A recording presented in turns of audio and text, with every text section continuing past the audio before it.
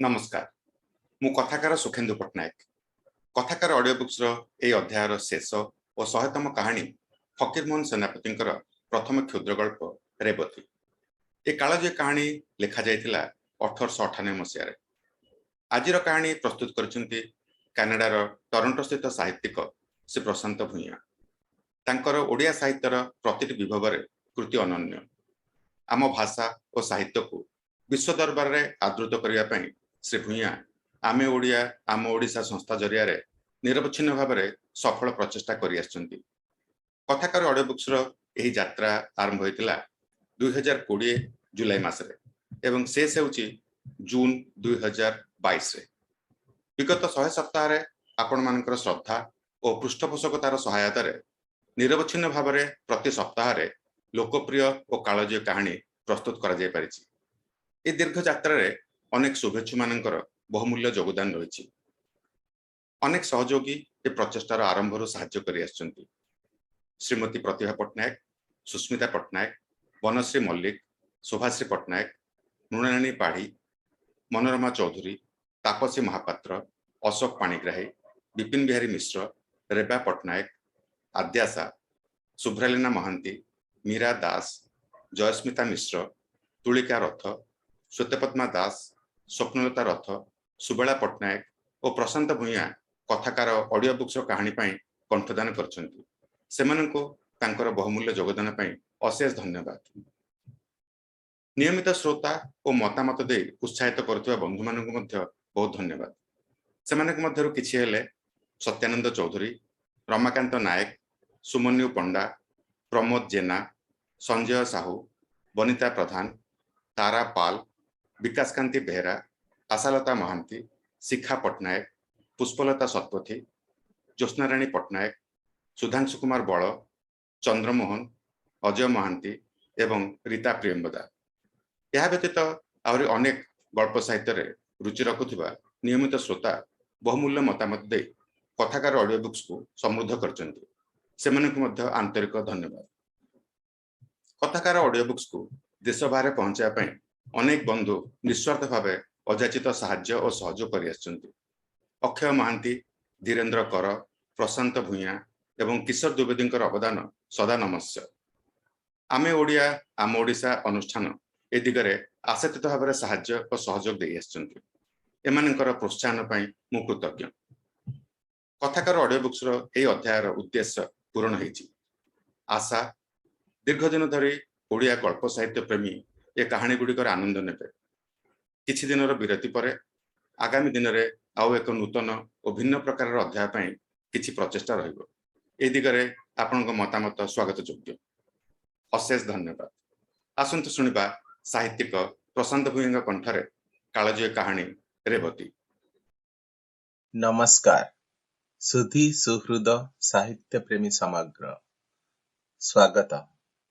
कथाकार audio books रो 100तम प्रस्तुति रेवती ओडिया साहित्यर एक सर्वजन विदित अमर गल्प। ये ओडिशा जनजीवन जीवंत चित्रण और सेतेबेलर कुसंस्कार तथा एक सरल निष्पाप जीवनर करुण परिणतिर सफल चित्रण।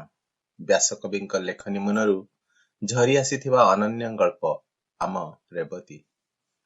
एबे मध्य रेवती कहिले आपणक कर्ण गह्वରରେ झंकृत हेउथिबो लो रेवती, लो रेबी, लो निया, लो चुली। आपण मानंकु एही अमर कथा को सुनाइबार प्रयास सफल हेबो बोली आम्भर आशा और विश्वास। आसंतु सुनिबा रेवती। कटक जिल्लार हरिहरपुर प्रगना मध्यरे गोटे मफसल ग्राम नाम पाटपुर। ग्राम मुंडामुंडी रे गोटे घर। आगिली पिछली 4 बखरा, खंजा पाचिरी चालियारे ढेंकीशाल, अगणा मध्यरे कूଅ, आगकू दांड दुआर, पछकू बाड़ी दुआर। दांड दुआर मेला घरे दांड लोके बसा उठा करती। प्रजा माने खजणा देबाकू आसी एठारे बसंती। श्यामबंधु महांती जमींदार तरफरू ग्रामर करण मासकू दरमा 2 टंका। दरमा छाड़ी पाउती विशोधिनी बाहलहण इत्यादि 2 पैसा हाथ पैठ हुए। सबू मिसाइले मासकू 4 टंकार ऊण हेब नहीं। संसार एक रकम चले। एक रकम क्या ବୋଇଲେ ଭଲ ଚଳେ। ଏଇଟା ହେଲା ନାହିଁ, ସେଇଟା ଘରେ ନାହିଁ, ଏପରି କଥା ଘରର କାହାରି ମୁହଁରୁ ଶୁଣାଯାଏ ନାହିଁ। ବାଡିରେ ଶାଗ ମାଗ ଛାଡି ସଜନା 2 ଗଛ, ଘରେ ଲଗା ପଡିଆ ବରଷ ବିଆଣୀ ଗାଈ 2ଟା ବନ୍ଧା, ଦୁଧ ଟିକିଏ ଚହ୍ଲାମନ୍ଦାଏ ହାଣ୍ଡି ତଳେ ଲାଗିଥାଏ। ବୁଢୀ ଚକସି ମିଶାଇ ଘଷି ପାଡ଼ି ଦିଏ, କାଠ କିଣା ବାଧେ ନାହିଁ। ଜମିଦାର 3.5 ମାଣ ଜମି ଚଷିବାକୁ ଦେଇଛନ୍ତି, ଧାନ ବଳେ ନାହିଁ କି କମେ ନାହିଁ। ଶ୍ୟାମବନ୍ଧୁଟି ବଡ଼ ସିଧାସଳଖ ଲୋକ, ପ୍ରଜାମାନେ ମାନନ୍ତି, ସୁଖ ପାଆନ୍ତି। ବାପରେ ଧନରେ କହି ଦୁଆର ଦୁଆର ବୁଲି ଖଜଣା ଅସୁଲ କରେ, କାହାରିଠାରୁ ଅନ୍ୟାୟରେ ପଇସାଟିଏ ନିଏ ନାହିଁ। ପ୍ରଜାମାନେ ଖଜଣା ଦେଇ ପାଉତି ମାଗନ୍ତି ନାହିଁ, ସେ 4 ଆଙ୍ଗୁଳି ତାଳପତ୍ରରେ ଖଣ୍ଡେ ପାଉତି ଲେଖି ବଳେ ଚାଳରେ ଗୁଞ୍ଜି ଦେଇଯାଏ। ଜମିଦାର ପିଆଦା ଆସିଲେ ଗାଁକୁ ଛାଡେ ନାହିଁ, ଆପେ ହାତ ଓଠ ଧରି ଧୂଆଁଖିଆ 2 ପଇସା ଅଣ୍ଟାରେ ଗୁଞ୍ଜି ଦେଇ ବିଦା କରେ। ଶ୍ୟାମବନ୍ଧୁ ଘରେ ଖାଇବାକୁ କୁଟୁମ୍ବ 4 ଜଣ, ଆପେ 2 ପରାଣୀ, ମା ବୁଢୀ, 10 ବର୍ଷର ଗୋଟିଏ ଝିଅ। ଝିଅର ନାମ ରେବତୀ। ଶ୍ୟାମବନ୍ଧୁ ସଞ୍ଜବେଳେ ପିଣ୍ଡାରେ ବସି କୃପା ସିନ୍ଧୁ ବଦନ ଗାଏ ଆଉ ଭଜନ ଗାଏ। କେବେ କେବେ କାଠରୁ ଖାଟି ଉପରେ ବୈଠାଟିଏ ଥୋଇ ଭାଗବତ ପଢେ। ରେବତୀ ପାଖରେ ବସି ଶୁଣୁଥାଏ। ସେ ମୁହଁ ମୁହେଁ ଢେର ଭଜନ ଶିଖିଗଲାଣି। ତା ପିଲା ମୁହଁକୁ ଭଜନ ଗୁଡ଼ିକ ଖୁବ୍ ମାନେ। ସଞ୍ଜବେଳେ ବାପା ପାଖରେ ବସି ଭଜନ ଗାଇଲେ ଗାଁର କୌଣସି ଲୋକ ଆସି ଶୁଣନ୍ତି। ରେବତୀ ବାପା ପାଖରୁ ଗୋଟିଏ ଭଜନ ଶିଖିଥିଲା, ସେଇଟି ଗାଇଲେ ଶ୍ୟାମବନ୍ଧୁ ବଡ ଖୁସି ହୁଏ। ପ୍ରତିଦିନ ଝିଅକୁ ଗାଇବାକୁ କହେ। ରେବତୀ ଗାଏ, କାଗେ କରିବି ଗୁହାରି, ତୁମ୍ଭେ ନ ଚାହିଁଲେ ନାଥ, ଗରିବ ଜୀବ ସରି, କର ବା ନ କର ତ୍ରାଣ, ପଦେ ସମର୍ପିଛି ପ୍ରାଣ, ହୃଦେ ଅଛି ତବ ନାମ ଧରି, ତୁମ୍ଭ ବିନା ତ୍ରିଜଗତ ଶୂନ୍ୟ ହେ ହରି, ଶୀତଳ କର ଜୀବନ, ପ୍ରେମାମୃତ ଦାନ କରି। 2 ବର୍ଷ ତଳେ ସ୍କୁଲରେ ଡେପୁଟି ଇନ୍ସପେକ୍ଟର ମଫସଲ ଗସ୍ତକୁ ଯିବା ସମୟରେ ପାଟପୁରରେ ରାତିଏ ରହିଯାଇଥିଲେ। ଗ୍ରାମର ମୁଖିଆ କେତେଜଣ ଲୋକ କୁହାପୁଛା କରିବାରୁ ଦୀପଟି ବାବୁ ଓଡ଼ିଶା ବିଭାଗର ଇନ୍ସପେକ୍ଟରଙ୍କ ଠାରୁ ରିପୋର୍ଟ କରି ଗୋଟିଏ ଅପର ପ୍ରାଇମେରୀ ସ୍କୁଲ ବସାଇ ଦେଇଅଛନ୍ତି। ଶିକ୍ଷକ ବେତନ ମାସକୁ 4 ଟଙ୍କା। ଏହି 4 ଟଙ୍କା ସରକାରରୁ ମିଳେ। ଏହା ଛଡା ପ୍ରତି ପିଲା ମାସକୁ ଅଣାଏ ଲେଖାଏଁ ଦିଅନ୍ତି। ଶିକ୍ଷକଟି କଟକ ନର୍ମାଲ ସ୍କୁଲର ଅବଧାନ ବିଭାଗର ଉତ୍ତୀର୍ଣ୍ଣ ଛାତ୍ର। ନାମ ବାସୁଦେବ। ନାମଟି ଯେପରି ବାସୁଦେବ, ଲୋକଟା ମଧ୍ୟ ସେହିପରି ବାସୁଦେବ। ଟୋକାଟାର ଭିତର ବାହାର ସବୁ ସୁନ୍ଦର। ଗାଁ ମଝିରେ ଚାଲିଯିବା ବେଳେ ମୁଣ୍ଡ ଟେକି କାହାକୁ ଚାହେଁ ନାହିଁ। ବୟସ ଅନ୍ଦାଜ 20। ସୁନ୍ଦର ରୂପ, ଯେମନ୍ତ ଗୋଟିଏ ଚାଉଳରେ ଗଢା। ପିଲାଦିନେ ପିହୁଳା ରୋଗ ହୋଇଥିଲା। ତା ମା ମୁଣ୍ଡରେ ତତଲା ବୁତଲ ମୁହଁ ଚିହ୍ନ ଦେଇଥିଲା। ସେ ଚିହ୍ନ ଆଜି ଯାଏ ଅଛି, ହେଲେ ସେ ଚିହ୍ନ ତାକୁ ମାନେ। ବାସୁଦେବ ପିଲା କାଳରୁ ମା ବାପା ଛେଉଣ୍ଡ, ମାମୁଁ ଘରେ ରହି ମଣିଷ ହୋଇଛି। ବାସୁଦେବ ଜାତିରେ କରଣ, ଶ୍ୟାମବନ୍ଧୁ ମଧ୍ୟ କରଣ। କେବେ ପୁନେଇ ଗୁରୁବାରରେ ଘରେ ପିଠାପଣା ହେଲେ ଶ୍ୟାମବନ୍ଧୁ ପାଠଶାଳାକୁ ଯାଇ କହି ଆସେ, ବାପା ବାସୁ, ସଞ୍ଜବେଳେ ଟିକେ ଆମ ଘରକୁ ଯିବ, ତୁମ ମାଉସୀ ଡାକିଛନ୍ତି। ଏହିପରି ଯିବା ଆସିବାରେ ସେମାନଙ୍କ ମଧ୍ୟରେ ଗୋଟାଏ ମାୟା ଲାଗିଗଲାଣି। ରେବତୀ ବାସୁକୁ ଦେଖିଲେ କହେ, ଆହା, ମା ଛେଉଣ୍ଡଟି କଣ ଖାଏ, କିଏ ତା ଖାଇବା ଦେଖୁଛି। ବାସୁ ପ୍ରତିଦିନ ସଞ୍ଜବେଳେ ଯାଇ ଶ୍ୟାମବନ୍ଧୁ ପାଖରେ ଘଡ଼ିଏ ଅଧେ ବସି ଆସେ। ବାସୁକୁ ଦୂରରୁ ଦେଖିଲେ ବାସୁ ଭାଇ ଅଇଲେ ବୋଲି ରେବତୀ ପାଟି କରି ବାପକୁ କହେ। ରେବତୀ ସଞ୍ଜବେଳେ ବାପା ପାଖରେ ବସି ପ୍ରତିଦିନ ପଠିତ ପୁରୁଣା ଭଜନ ଗୁଡ଼ିକୁ ବାସୁକୁ ଶୁଣାଏ। ବାସୁକୁ ସେହି ଗୀତ ନୂଆ ପରି ଲାଗେ। ଦିନେ ଏ କଥା ସେ କଥା ପଡୁ ପଡୁ ଶ୍ୟାମବନ୍ଧୁ ଶୁଣିଲେ କଟକରେ ଗୋଟିଏ ଝିଅ ସ୍କୁଲ ଅଛି।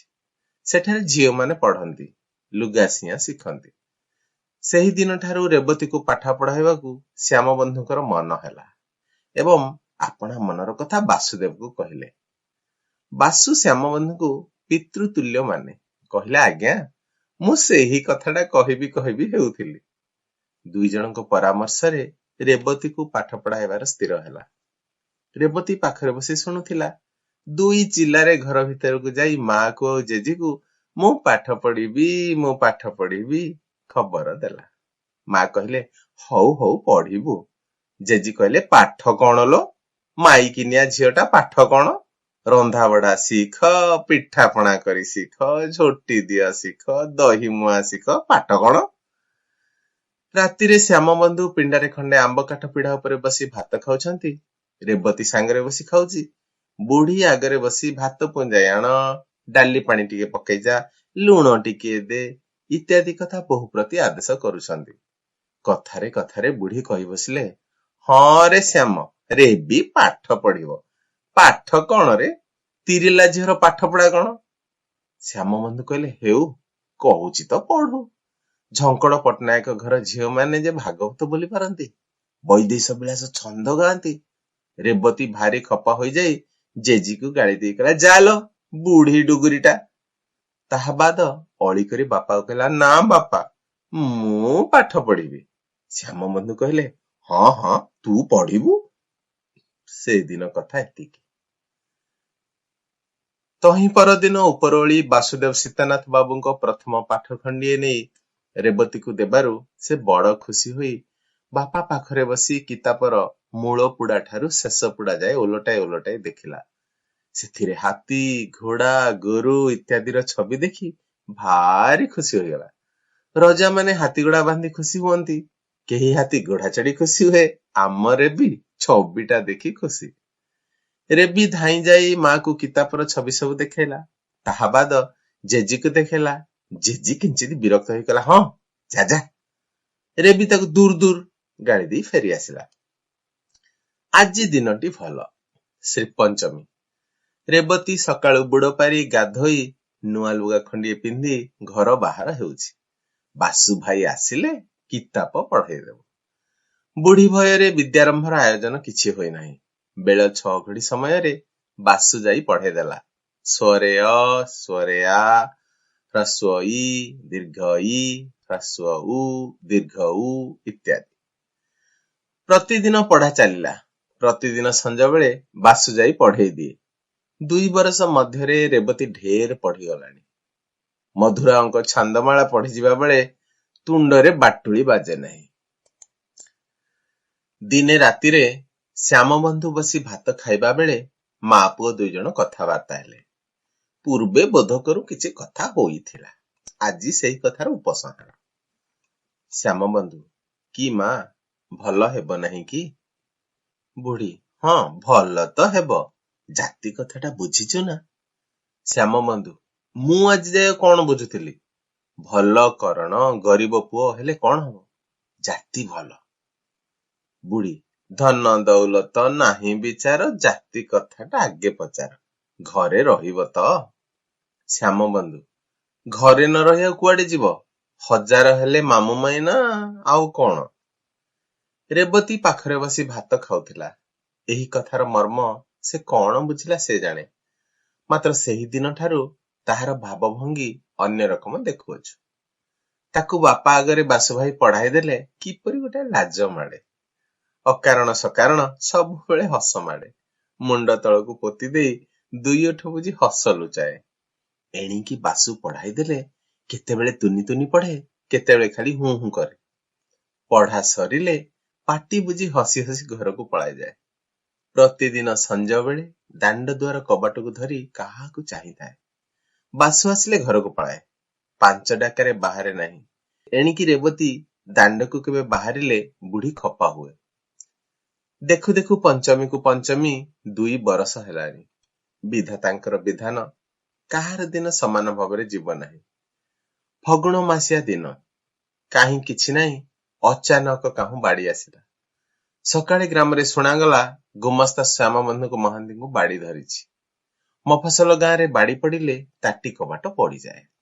ବାଡି ବୁଢୀ ସତେ ପରା ଟୁକେଇଟିଏ କାଖେଇ ଦାଣ୍ଡରେ ମନୁଷ୍ୟ ଗୋଟାଉଛି, ଏପରି ସମସ୍ତେ ମଣନ୍ତି। ଦୁଆରକୁ କାହାରିକୁ ଆସିବାର ନାହିଁ। ମାଇକିନିଆ 2ଟା କଣ କରିବେ? ପିଲାଟା ଡାକ ପାଡ଼ି ଘର ବାହାର ହେଉଛି। ବାସୁଦେବ ଶୁଣି ସ୍କୁଲ ଛାଡି ଧାଇଁଲା। ଡର ନାହିଁ, ଭୟ ନାହିଁ, ଆପଣା ଶରୀର ପ୍ରତି ଭାବନା ନାହିଁ। ଶ୍ୟାମବନ୍ଧୁ ପାଖରେ ବସି ଗୋଡରେ ହାତ ବୁଲାଉଥାଏ, ପାଣି ଟୋପାଏ ଟୋପାଏ ମୁହଁରେ ଦେଉଥାଏ। ବେଳ 3 ପ୍ରହର ସମୟରେ ଶ୍ୟାମବନ୍ଧୁ ବାସୁ ମୁହଁକୁ ଚାହିଁ ଖନେଇ ଖନେଇ କହିଲା, ବାସୁ ଏମ ଆଗିନା। ବାସୁ ଭୋ ଭୋ କରି ଡକା ପାଡ଼ିଲା।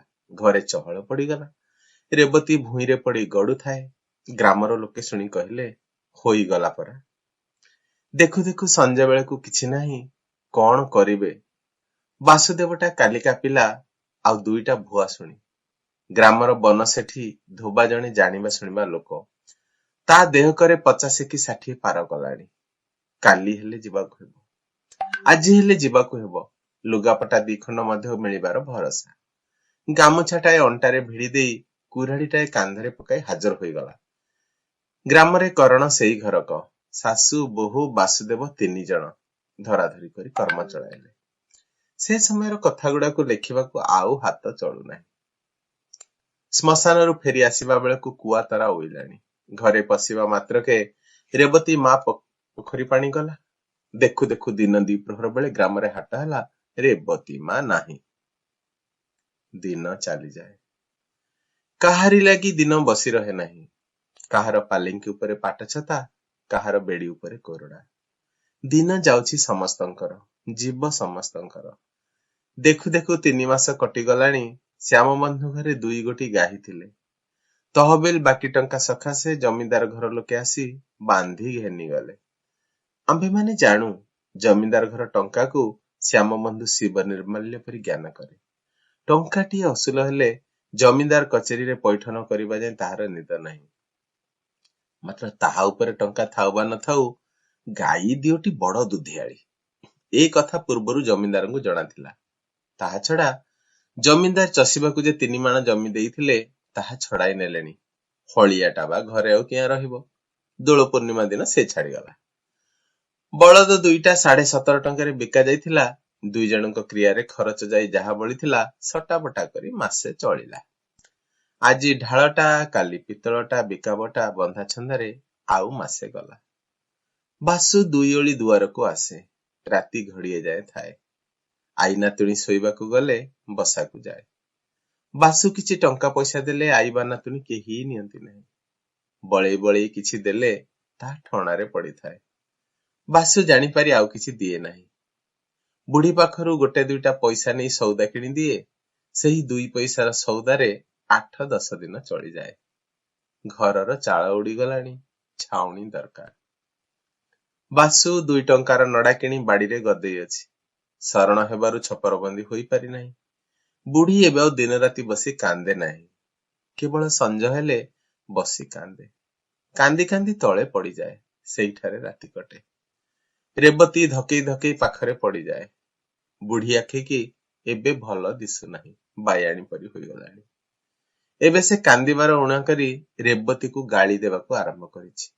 ଏତେ ଯେ ଦୁଃଖ, ଏତେ ଯେ ଦୁର୍ଦ୍ଦଶା, ସବୁର ମୂଳ କାରଣ ରେବତୀ। ଏହା ସେ ମନ ମଧ୍ୟରେ ସ୍ଥିର ସିଦ୍ଧାନ୍ତ କରିସାରିଲାଣି। ରେବତୀ ପାଠ ପଢିବାରୁ ପୁଅ ମଲା, ବୋହୂ ମଲା, ହଳିଆ ଛାଡିଗଲା, ବଳଦ ବିକାଗଲା, ଜମିଦାର ଘର ଗାଈ ବାନ୍ଧି ଘେନିଗଲା। ରେବତୀ କୁଲକ୍ଷଣୀ, ସେ କୁଢଙ୍ଗୀ, ସେ ଲକ୍ଷ୍ମୀ ଛାଡି। ବୁଢୀ ଆଖିକୁ ଯେ ଦିଶୁନାହିଁ, ତାହାର କାରଣ ରେବତୀର ପାଠପଢା। ବୁଢୀ ଗାଳି ଦେବା ବେଳେ ରେବତୀ ଆଖିରୁ 2 ଧାରା ବହି ଯାଉଥାଏ। ଡରେ। ବୁଢୀ ପାଖରେ ସେ ଛିଡା ହୋଇପାରେ ନାହିଁ। ବାଡି ଦୁଆରେ ନହେଲେ ଘର କୋଣରେ ମୁହଁ ଘୋଡାଇ କାଠଟି ପରି ବସିଥାଏ। ବାସୁ ମଧ୍ୟ ଦୋଷୀ। କାରଣ ରେବତୀ ତ ଏତେ ଦିନ ଯାଏ ପଢି ନଥିଲା, ସେହି ଆସି ସିନା ପଢାଇ ଦେଲା। ମାତ୍ର ବୁଢୀ ବାସୁକୁ କିଛି କହିପାରେ ନାହିଁ। ବାସୁ ନହେଲେ ଘରେ ଦଣ୍ଡେ ଅଚଳ। ପୁଣି ଜମିଦାର ଘର ଲଟ ଛିଡି ନାହିଁ। ଜମିଦାର ଘର ଲୋକ ଆସି ଆଜି ଏ ହିସାବଟା, କାଲି ଏ ହିସାବଟା ମାଗେ। ବାସୁ ନହେଲେ ପାଞ୍ଜି ବୁଡାରୁ ପଢି ପତ୍ର କାଢି ଦେବ କିଏ? ବାସୁ ନଥିବା ବେଳେ ସେ ସହଜ କଥାରେ କେବେ କେବେ ଆପଣା ମନ୍ତବ୍ୟ ପ୍ରକାଶ କରିଥାଏ। ରେବତୀ ଆଉ ଏଣିକି ସେଇ ଗୃହ ପାଞ୍ଚଣ ସଞ୍ଚାରିଣୀ ଲୀଳାମୟୀ ପ୍ରତିମା ନୁହେଁ। ତାହା ପାଟି ଆଉ କେହି ଶୁଣି ନାହିଁ। ବାପା ମା ଗଲା ଦିନୁ ତାକୁ ଦାଣ୍ଡ ଦୁଆରେ ଆଉ କେହି ଦେଖି ନାହିଁ। କେତେ ଦିନ ଯାଏ ଭୋ ଭୋ କରି ଡକା ପାରୁଥିଲା, ଏବେ ଆଉ ପାଟି କରି କାନ୍ଦେ ନାହିଁ। ମାତ୍ର ଦିବାରାତ୍ର ତାହାର ବଡ ବଡ ଆଖି ଦୁଇଟା ସାନ ସାନ ନୀଳକଇଁ ପରି ପାଣିରେ ଢଳ ଢଳ ହେଉଥାଏ। ତାହାର କ୍ଷୁଦ୍ର ପ୍ରାଣ, ତହିଁରୁ ଅତି କ୍ଷୁଦ୍ର ମନଟି ଏକାବେଳକେ ଭାଙ୍ଗି ଯାଇଛି। ତା ପକ୍ଷରେ ବର୍ତ୍ତମାନ ଦିନ ରାତି ସମାନ। ସୂର୍ଯ୍ୟରେ ଆଲୁଅ ନାହିଁ, ରାତିରେ ଅନ୍ଧାର ନାହିଁ, ସମସ୍ତ ଜଗତ ଶୂନ୍ୟ। କେବଳ ପିତାମାତାଙ୍କ ମୃତ୍ୟୁ ହୃଦୟ ପୂର୍ଣ୍ଣ କରିଅଛି। ମା ଏହିଠାରେ ବସିଛନ୍ତି, ବାପା ଚାଲି ଯାଉଛନ୍ତି। ତା ଆଖିରେ କେବଳ ଏହି ଦୁଇଟା ଦିଶୁଅଛି। ବାପା ମା ମରିଯାଇଛନ୍ତି, ଆଉ ସେମାନେ ଆସିବେ ନାହିଁ, ଏ କଥା ସେ ବିଶ୍ୱାସ କରିପାରୁନାହିଁ। ପେଟରେ ଭୋକ ନାହିଁ, ଆଖିରେ ନିଦ ନାହିଁ, ଦିବାନିଶି ଅନୁକ୍ଷଣ ପିତାମାତା ଧ୍ୟାନ। ଜେଜିମା ଡରରେ ଖାଇବାକୁ ବସେ, ଭୂଇଁରୁ ପ୍ରାୟ ଉଠେ ନାହିଁ। ଦେହରେ ହାଡଚମ ଦୁଇ ଖଣ୍ଡ ଧୁଡୁ ଧୁଡୁ ହେଉଛି। କେବଳ ବାସୁଦେବ ଘରକୁ ଆସିଲେ ଉଠି ବସେ। ବଡ ବଡ ଆଖି ଦୁଇଟାରେ ଜଳ ଜଳ କରି ବାସୁକୁ ଚାହିଁଥାଏ। ବାସୁ ଅନାଇଲେ ସାନ ନିଶ୍ୱାସଟିଏ ପକାଇ ମୁଣ୍ଡ ପୋତିଦିଏ। ବାସୁ ପାଖରେ ଥିବା ଯାଏ ତାହାକୁ ଚାହିଁ ରହିଥାଏ। ତେତେବେଳେ ତାହାର ଆଉ କିଛି ଜ୍ଞାନ ନଥାଏ। ଆଖିରେ ବାସୁଦେବ, ଚିନ୍ତା ବାସୁଦେବ, ସମସ୍ତ ହୃଦୟଟା ବାସୁଦେବମୟ। ଶ୍ୟାମବନ୍ଧୁ ମରିବାର ଆଜିକୁ ହାତ ଗଣତିରେ 5 ମାସ। ଜ୍ୟେଷ୍ଠ ମାସିଆ ଦିନ, ଠିକ ଦିନ ଦ୍ୱିପ୍ରହର ବେଳେ ବାସୁ ଦୁଆର ଡାକିଲା। ଏତେବେଳେ ସେ କୌଣସି ଦିନ ଆସେ ନାହିଁ। ବୁଢୀ କୁନ୍ଥେଇ କୁନ୍ଥେଇ ଯାଇ ଦୁଆର ଫିଟେଇ ଦେଲା। ବାସୁ କହିଲା, ଜେଜିମା। ବାସୁ ବୁଢୀକୁ ଜେଜିମା ବୋଲି ବରାବର ଡାକେ। ଦୀପୋଟି ଇନ୍ସପେକ୍ଟର ହରିପୁର ଥାନାରେ ବସି ପାଠଶାଳା ପିଲାମାନଙ୍କୁ ପାଠ ପଚାରିବେ। ସବୁ ସ୍କୁଲର ପିଲାମାନେ ଯିବେ। ମୋ ପାଖକୁ ଚିଠି ଆସିଛି। ମୁଁ ପିଲାମାନଙ୍କୁ ନେଇ କାଲି ସକାଳେ ଯିବି। 5 ଦିନ ଲାଗିବ। ରେବତୀ କବାଟ କଣରେ ଛିଡା ହୋଇ ଶୁଣୁଥିଲା, ଲଟ୍ କରି ବସି ପଡିଲା। ଭାଗ୍ୟେ କବାଟ ଧରିଥିଲା, ନହେଲେ ପଡି ଯାଇଥାନ୍ତା। ବାସୁ 5 ଦିନ ସକାଶେ ଚାଉଳ, ଲୁଣ, ତେଲ, ବାଇଗଣ କିଣି ଆଣି ଅଗଣାରେ ଥୋଇ ଦେଇ ବୁଢୀକୁ ଜୁହାରଟାଏ ହୋଇ ଶନିବାର ମୁହଁ ସଞ୍ଜବେଳେ ବାହାରିଲା। ବୁଢୀ କହିଲା, ବାପା, ଖରାରେ ବୁଲିବୁ ନାହିଁ। ଦେହ ପାକୁ ଚାହିଁବୁ, ବେଳରେ 2ଟା ତୁଣ୍ଡରେ ଦେବୁ। ଏହା କହି ନିଶ୍ୱାସଟିଏ ପକାଇଲା। ରେବତୀ ଏକ ଧ୍ୟାନରେ ବାସୁକୁ ଚାହିଁଥାଏ। ଆଜିକା ଚାହାଣୀ ଅନ୍ୟ ରକମ। ଆଗେ ବାସୁ ଚାହିଁଲେ ମୁଣ୍ଡ ତଳକୁ ପୋତି ଦେଉଥିଲା। ଆଜି ସେ ଭାବ ନାହିଁ। ଏକା ଧ୍ୟାନରେ ବାସୁକୁ ଚାହିଁ ରହିଛି। ବାସୁର ମଧ୍ୟ ଆଗକା ଚାହାଣୀ ନୁହେଁ। ଆଗେ ବାସୁର ଯେମନ୍ତ ଖୁବ୍ ଇଚ୍ଛା ରେବତୀକୁ ଭଲ କରି ଦେଖିବ, କିନ୍ତୁ ଅନାଇ ପାରେ ନାହିଁ। ଆଜି 4 ଚକ୍ଷୁର ମିଳନ, ଆଖି ଫେରାଇବାକୁ କାହାରି ଆୟତ ନାହିଁ। ବାସୁ ଚାଲିଗଲାଣି, ଆଉ ଦିନ ନାହିଁ। ଘର ବାହାର ଅନ୍ଧାର ପୁରିଗଲାଣି। ରେବତୀ ଯେପରି ଚାହିଁଥିଲା ସେହିପରି ଚାହିଁଅଛି। ବୁଢୀ ଡାକିବାରୁ ତାହାର ଚେତନା ହେଲା। ଘର ବାହାର ସମସ୍ତ ଅନ୍ଧକାରମୟ। ରେବତୀ ବସି ଦିନ ଗଣୁଛି। ଆଜି 6 ଦିନ। ବାପା ମା ଗଲା ଦିନୁ ଦାଣ୍ଡ ଦୁଆର ଦେଖି ନଥିଲା। ଆଜି ସକାଳୁ ଦାଣ୍ଡ ଦୁଆରେ 2 ଥର ମୁହଁ ମାରି ଗଲାଣି। ବେଳ ଅନ୍ଦାଜ 6 ଘଡ଼ି। ହରିହରପୁରରୁ ସ୍କୁଲ ପିଲାମାନେ ଫେରି ଆସିବା ମାତ୍ରେ ଲୋକେ ବୋଲାବୋଲି ହେଲେ। ହରିହରପୁରରୁ ଫେରି ଆସିବା ସମୟରେ ଗୋପାଳପୁରର ବରଗଛ ମୂଳରେ ପଣ୍ଡିତଙ୍କୁ ବାଡି ଧଇଲା। 4 ଥର ପୋଖରୀ ପାଣି ହେଲା। ଅଧରାତି ବେଳେ ଚାଲିଗଲେ। ଗ୍ରାମ ଲୋକମାନେ ହାୟ ହାୟ କଲେ। ପୁଅ ଝିଅ ମା ମାଇକିନିଆ ମାନେ ପାଟି କରି କାନ୍ଦି ପକାଇଲେ। କେହି କହିଲା, ଆହା କି ରୂପରେ, କେହି କହିଲା କି ଧୀରରେ, କେହି କହିଲା ଦାଣ୍ଡରେ ଚାଲି ଯାଉଥିବ ଯେ ମାଛିଟିକି ମର କହିବ ନାହିଁ। ରେବତୀ ଶୁଣିଲା, ବୁଢୀ ଶୁଣିଲା। ବୁଢୀ କାନ୍ଦି କାନ୍ଦି ତାହା କଣ୍ଠ ରୁନ୍ଧି ହୋଇଗଲା। ଆଉ କାନ୍ଦି ପାରିଲା ନାହିଁ। ଶେଷରେ ଉଠି କହିଲା, ଆହା ବାପ, ବିଦେଶକୁ ଆସି ଆପଣା ବୁଦ୍ଧିରେ ପ୍ରାଣ ହରେଇଲୁ ରେ। ଅର୍ଥାତ୍ ସେ ଦୁର୍ବୁଦ୍ଧି କରି ରେବତୀକୁ ପାଠ ପଢେଇବାରୁ ମରିଗଲା, ନୋହିଲେ କେଭେ ମରି ନଥାନ୍ତା। ଶୁଣିଲା ବେଳୁ ରେବତୀ ଘରେ ଯାଇ ପଡିଛି। ସ୍ୱର ଶବ୍ଦ ନାହିଁ। ସେ ଦିନଟା ଗଲା। ତହିଁ ଆର ଦିନ ସକାଳେ ବୁଢୀ ରେବତୀକୁ ପାଖରେ ନ ଦେଖି ପାଟି କରି ଡାକିଲା, ଲୋ ରେବତୀ, ଲୋ ରେବି, ଲୋ ନିଆଁ, ଲୋ ଚୁଲି। ବୁଢୀ ବାୟାଣୀ ପରି ହୋଇଗଲାଣି। କାନ୍ଦ ବୋବାଳି ନାହିଁ। କେବଳ ରାଗରେ ଦିନ ରାତି ରେବତୀକୁ ଗାଳି। ପଡିଶା ଲୋକ, ଦାଣ୍ଡଗଲା ଲୋକ ଯେତେବେଳେ ଇଚ୍ଛା ସେତେବେଳେ ଶୁଣୁଛନ୍ତି। लो ରେବତୀ, लो ରେବି, लो ନିଆଁ, लो ଚୁଲି। ବୁଢୀ ଆଖିକୁ ଦିଶୁନାହିଁ। ଅଣ୍ଡାଳି ଅଣ୍ଡାଳି ଯାଇ ରେବତୀକୁ ପାଇଲା, ଡାକିଲା। ଜବାବ ନ ପାଇ ତା ଦେହରେ ହାତ ବୁଲାଇ ଦେଖିଲା। ଭାରି ଜର, ଦେହରୁ ନିଆଁ ବାହାରୁଛି, ଜ୍ଞାନ ନାହିଁ। ବୁଢୀ ଢେର ବେଳେ ଯାଏ ବସି କଣ ପାଞ୍ଚିଲା। କଣ କରିବ, କାହାକୁ ଡାକିବ? ମନ ମଧ୍ୟରେ ଜଗତ ସଂସାର ଖୋଜିଲା, ପାଖରେ କାହାକୁ ଦେଖିଲା ନାହିଁ। କିଛି ସ୍ଥିର କରି ନ ପାରି ଖପା ହୋଇ କହିଲା, ଯାହା ଆପଣା କିଆ ତହିଁକି ଇଲାଜ କିଆ? ଅର୍ଥାତ୍ ତୁ ପାଠ ପଢିବାରୁ ଜର ହେଲା, ମୁଁ କଣ କରିବି? ଦିନେ ଗଲା, 2 ଦିନ ଗଲା, 3 ଦିନ ଗଲା, 4 ଦିନ ଗଲା, 5 ଦିନ ମଧ୍ୟ ଗଲା। ରେବତୀ ମାଟିରେ ଲାଗି ଯାଇଅଛି, ଆଖି ଫିଟାଉ ନାହିଁ, ଡାକିଲେ ଉତ୍ତର ନାହିଁ, ଉଁ ଚୁଁ ହେବାକୁ ମଧ୍ୟ ନାହିଁ। ଆଜି 6 ଦିନ। ରେବତୀ ସକାଳୁ 2-4 ଥର ପାଟି କଲାଣି। ବୁଢୀ ପାଟି ଶୁଣି ପାଖକୁ ଗଲା। ଦେହରେ ହାତ ବୁଲାଇ ଦେଖିଲା, ଗୋଡ ହାତ ଶୀତଳ। ଡାକିଲେ ହୁଁ ହୁଁ ଜବାବ ଦେଲା। କଟମଟ କରି ମୁହଁକୁ ଚାହୁଁଅଛି। କିଛି ନ ପଚାରିଲେ ମଧ୍ୟ କେତେ କଥା କହି ପକାଉଛି।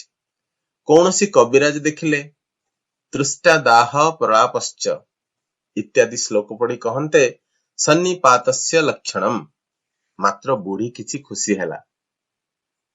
ଦେହରେ ତାତି ନାହିଁ, କଥା କହୁନଥିଲା, ପାଟି ଫିଟାଇଲାଣି, ଚାହୁଁନଥିଲା, ଆଖି ଫେଟାଇଲାଣି, ପାଣି ପିଇବାକୁ ମାଗିଲାଣି। 6 ଦିନ ହେଲା ଜିଭରେ ପାଣି ଟୋପାଏ ବାଜି ନାହିଁ। 4ଟା ପଥି ପେଟରେ ପଡିଲେ ଝିଅଟା ଉଠି ବସିବ। ତୁ ଶୋଇଥା, ମୁଁ 4ଟା ପଥି ରାନ୍ଧି ଆଣେ। ଏହା କହି ବୁଢୀ ବାହାରି ଆସିଲା। ପଥି ରାନ୍ଧିବ କଣ? ଘରେ ପାଛିଆ କୁଣ୍ଢେଇ ହାଣ୍ଡି ଆଟିକା ସବୁ ଖୋଜିଲା, ମୁଠାଏ ଚାଉଳ ନାହିଁ। ନିଶ୍ୱାସଟାଏ ପକାଇ ଘଡ଼ିଏ ବସିଲା। ବାସୁ 5 ଦିନକୁ ଚାଉଳ ଡାଲି କିଣି ଦେଇ ଯାଇଥିଲା, ସେଥିରେ 10 ଦିନ କିଆଁ ଚଳିଗଲା। ବୁଢୀର ଦୃଷ୍ଟିଶକ୍ତି ଥିଲେ ବୁଝି ପାରିଥାନ୍ତା। ବସି ବିଚାର କଲେ ବୁଦ୍ଧି ଦିଶେ। ଘରେ କଂସା ବାସନ କିଛି ନାହିଁ। ହାତରେ ଗୋଟେ କଣା ଢାଳ ପଡିଲା, ସେଇଟା ଧରି ହରିସା ଦୋକାନକୁ ବାହାରିଲା। ହରିସା ଘର ଗ୍ରାମ ମଝିରେ, ତାହାର ରୀତିମତ ଦୋକାନ ନାହିଁ। ଚାଉଳ ଡାଲି ଲୁଣ ତେଲ ରଖିଥାଏ। କୌଣସି ଦିନ ବିଦେଶୀ ଲୋକ ପହଞ୍ଚିଗଲେ କିଣନ୍ତି, କେବେ ହେଲେ ଗ୍ରାମ ଲୋକଙ୍କର କିଛି ଦରକାର ହେଲେ କିଣନ୍ତି। ବୁଢୀ ଢାଳଟି ଧରି ହରିସା ଦୁଆରେ ପହଞ୍ଚିଲା। ହରିସା ବୁଢୀ ହାତରେ ଢାଳଟି ଦେଖି ଅର୍ଥଟା ବେଶ ବୁଝିଗଲା। ବୁଢୀ ଆପଣାର ଅଭିପ୍ରାୟ ଜଣାଇବାରୁ ହରି ଢାଳଟା ହାତରେ ଧରି ଚାରିପାଖ ଦେଖି କହିଲା, ନାହିଁ ନାହିଁ, ମୋ ଘରେ ଚାଉଳ ନାହିଁ। ଆଉ ଏ କଣା ଢାଳଟା ରଖି କିଏ ଚାଉଳ ଦେବ? ହରି ଘରେ ଯେ ଚାଉଳ ନଥିଲା ତାହା ନୁହେଁ, ଦେବାକୁ ମଧ୍ୟ ଇଚ୍ଛା, ତେବେ ଶସ୍ତାରେ ନେବାର କଥା। ଚାଉଳ ନଥିବାର ଶୁଣି ବୁଢୀ ମୁଣ୍ଡରେ ତ ବଜ୍ର ପଡିଲା। କଣ କରିବି? ଝିଅଟା ଜ୍ୱରରୁ ଉଠିଛି, ତା ମୁହଁରେ କଣ ଦେବି? ଘଡ଼ିଏ ବସିଗଲା। ବେଳ ବୁଡି ଆସିଲାଣି। ହରିକୁ 2 ଥର ଅନାଇଲା। ଯାଏ ଝିଅଟା କଣ କରୁଛି ଦେଖେ। ଢାଳଟି ଧରି ଉଠୁଛି। ହରି କହିଲା, ଦିଅ ଦିଅ, ଢାଳଟା ଦିଅ, ଦେଖେ ଘରେ କଣ ଅଛି। ହରି ଢାଳଟା ରଖି 4 ମାଣ ଚାଉଳ, ଅଧମାଣେ ଜାଇ, କିଛି ଲୁଣ ଦେଲା। ବୁଢୀ 4-6 ଜାଗା ବସି ଉଠି ଘରେ ଆସି ପହଞ୍ଚିଲା। ଏ ପର୍ଯ୍ୟନ୍ତ ବୁଢୀ ଦାନ୍ତରେ ଦାନ୍ତ କାଠି ବାଜି ନାହିଁ। ଦେହ ମନ କଥା କଣ କହିବୁ? ଘରେ ପହଞ୍ଚି ରେବତୀକୁ ଡାକିଲା। ତାହାର ବିଶ୍ୱାସ ରେବତୀ ଭଲ ହୋଇଗଲାଣି। ପାଣି କାଢିଦେବ, ସେ ଭାତ ରାନ୍ଧିବ। ରେବତୀ ଜବାବ ନ ଦେବାରୁ ସେ ଭାରି ଖପା ହୋଇ ଯାଇଥିଲା। ଲୋ ରେବତୀ, ଲୋ ରେବି, ଲୋ ନିଆଁ, ଲୋ ଚୁଲି। ଜବାବ ନାହିଁ। ଏଣେ ରେବତୀର ସନ୍ନିପାତ ରୋଗ କ୍ରମଶଃ ବଢୁଛି। ଭୟାନକ ଯନ୍ତ୍ରଣା। ଦେହ କ୍ରମଶଃ ଶୀତଳ ହେଉଛି। ଜିଭ ଶୁଖିଗଲାଣି। ଭୟଙ୍କର ପିପସା। ଜିଭଟା ଯେମନ୍ତ ଭିତରକୁ ଚାଲି ଯାଉଛି। ଥଣ୍ଡା ଜାଗାକୁ ଯିବାର ଇଚ୍ଛା। ଘର ଯାକ ଗଡି ଗଡି ବାହାରକୁ ଆସିଲା। ସୁଖ ଲାଗିଲା ନାହିଁ। ବାଡି ଦୁଆରକୁ ଯାଇ ପିଣ୍ଡାରେ ବସିଲା। ଦିନ ଶେଷ ହୋଇ ଆସିଲାଣି। ଖୁବ୍ ପବନ ବହୁଛି। ବାଡକୁ ଆଉଜି ବସିଲା। ବାଡି ଯାକ ଅନାଇଲା। ବାପା ଗଲା ବରଷ ଏହି କଦଳୀ ଲଗାଇଥିଲେ। ଭଣ୍ଡା ବାହାରିଲାଣି। 2 ବର୍ଷ ତଳେ ମା ଗୋଟିଏ ପିଜୁଳି ଗଛ ବାଡିରେ ରୋଇଥିଲେ। ରେବତୀ ଧାଇଁ ଧାଇଁ କୂଅରୁ ଢାଳେ ପାଣି ସେ ଗଛରେ ଦେଇଥିଲା। ସେ ଗଛ କେଡେଟାଏ ହେଲାଣି। ଫୁଲ ଧରିଲାଣି। ସେ ଗଛ ଦେଖି ମା ମନରେ ପଡିଲେ। ବୁଦ୍ଧି ସ୍ଥିର ନାହିଁ, ମନ ଚଞ୍ଚଳ। ଲଗାଲଗି କିଛି କଥା ମନରେ ପଡୁନାହିଁ। ମାତ୍ର ମାତାର ଆନନ୍ଦମୟୀ ମୂର୍ତ୍ତି ଆଉ ମନକୁ ଛାଡୁନାହିଁ। ସଞ୍ଜ ଗଡିଗଲାଣି। ଗଛ ମୂଳରୁ ଡାଳ ଢାଳରୁ ଅନ୍ଧାର ଗୁଡାକ ବାହାରି ବାଡି ପୁରିଗଲାଣି। ଆଉ କିଛି ଦିଶୁନାହିଁ। ଆକାଶକୁ ଚାହିଁଲା। ପହରିକିଆ ତାରାଟିରୁ ଧକ ଧକ ହୋଇ କିରଣ ବାହାରୁଛି। ଏକ ଧ୍ୟାନରେ ରେବତୀ ସେହି ତାରାକୁ ଚାହିଁଅଛି। ଆଖିରେ ଆଉ ପଲକ ପଡୁନାହିଁ। ତାରାର ଆକାର କ୍ରମଶଃ ବଢି ଯାଉଛି। ଚକ୍ର ପରି ଆକାର ହୋଇଗଲାଣି। ଆହୁରି ବୃଦ୍ଧି, କ୍ରମଶଃ ଉଜ୍ଜ୍ୱଳ। ଆହା, ଏ କି ମୂର୍ତ୍ତି ତାରା ମଧ୍ୟରେ! ଶାନ୍ତିଦାୟିନୀ ପ୍ରେମମୟୀ ଆନନ୍ଦମୟୀ ମାତାଙ୍କର ଅଭୟା ମୂର୍ତ୍ତି ବସି ସ୍ନେହରେ କୋଳକୁ ନେବା ସକାଶେ ଡାକୁଛନ୍ତି। ମା ଦୁଇ ଗୋଟି କିରଣ ହସ୍ତ ବଢାଇ ଦେଲେ। ସେହି କିରଣ ଦିଓଟି ଆସି ଦୁଇ ଚକ୍ଷୁ ସ୍ପର୍ଶ କରି ହୃଦୟରେ ପ୍ରବେଶ କଲା। ସେହି ଅନ୍ଧକାର ମଧ୍ୟରେ ଆଉ କୌଣସି ଶବ୍ଦ ନାହିଁ, କେବଳ ନିଶ୍ୱାସ ଶବ୍ଦ। ସେ ଶବ୍ଦ କ୍ରମଶଃ ପ୍ରବଳ, ଖୁବ୍ ଦୀର୍ଘ ନିଶ୍ୱାସ। ଶେଷରେ ମା ମା ଦୁଇଥର ଅସ୍ପଷ୍ଟ ଶବ୍ଦ ଶୁଭିଲା। ବାଡ଼ି ନିସ୍ତବ୍ଧ, ନୀରବ। ଏଣେ ବୁଢୀ ଘୁଷୁରି ଘୁଷୁରି ଯାଇ ରେବତୀ ଶୋଇବା ଜାଗା ଦେଖିଲା। କେହି ନାହିଁ। ଘର ଯାକ, ବାହାର ଅଗଣା, ଢେଙ୍କି ତଳ, ଢେଙ୍କି ଲାଜ, କାହିଁ ନାହିଁ। ମନେ କଲା ଜର ଭଲ ହୋଇଗଲାଣି। ବାଡିରେ ବୁଲୁଥିବ। ସେହି ଡାକ, ଲୋ ରେବତୀ, ଲୋ ରେବି, ଲୋ ନିଆଁ, ଲୋ ଚୁଲି। ବାଡି ଦୁଆରକୁ ଗଲା। ଅଣ୍ଡାଳି ଅଣ୍ଡାଳି ପିଣ୍ଡାକୁ ଉଠିଲା। ପିଣ୍ଡାଟା ଭୂମିଠାରୁ 2 ହାତ ଉଚ୍ଚ, ହାତେ ଚଉଡା। ମଲା, ତୁ ଏଇଠି ବସିଛୁ? ଦେହରେ ହାତ ଦେଇ ବୁଢୀ ପ୍ରଥମେ ଚମକି ପଡିଲା। ଆଉ ଥରେ ଭଲ କରି ଗୋଡଠାରୁ ମୁଣ୍ଡ ଯାଏ ହାତ ବୁଲାଇଲା। ନାକରେ ହାତ ଦେଇ ଗୋଟିଏ ଉତ୍କଟ ଶବ୍ଦ କଲା। ସଙ୍ଗେ ସଙ୍ଗେ ପିଣ୍ଡା ତଳେ ଦୁଲଦାଲ ଶବ୍ଦ। ଶ୍ୟାମବନ୍ଧୁ ମହାନ୍ତି ଘରର କୌଣସି ପ୍ରାଣୀକୁ ଜଗତରେ ଆଉ କେହି ଦେଖି ନାହାନ୍ତି। ପଡୋଶୀମାନେ ରାତି ପହରକ ସମୟରେ ଶେଷ ଶବ୍ଦ ଶୁଣିଥିଲେ। ଲୋ ରେବତୀ, ଲୋ ରେବି, ଲୋ ନିଆଁ, ଲୋ ଚୁଲି। ଆପଣମାନେ ରେବତୀକୁ ଶୁଣିଲେ। ଆପଣମାନଙ୍କୁ ଏହି ଅମର କଥାକୁ ଶୁଣାଇବାର ପ୍ରୟାସ ସଫଳ ହେବ ବୋଲି ଆମ୍ଭର ଆଶା ଓ ବିଶ୍ୱାସ। ଫକୀର ମୋହନଙ୍କ ଅମର ଗଳ୍ପ ସ୍ୱଳ୍ପ ଶୁଣିବାକୁ ଚାହାନ୍ତି ତ? ଆମେ ପୁଣି ନେଇ ଆସିବୁ ଆପଣଙ୍କ ପାଇଁ ଏଇଭଳି କଥା ସବୁ। ଆଜି ପାଇଁ ଏତିକି। ନମସ୍ତେ।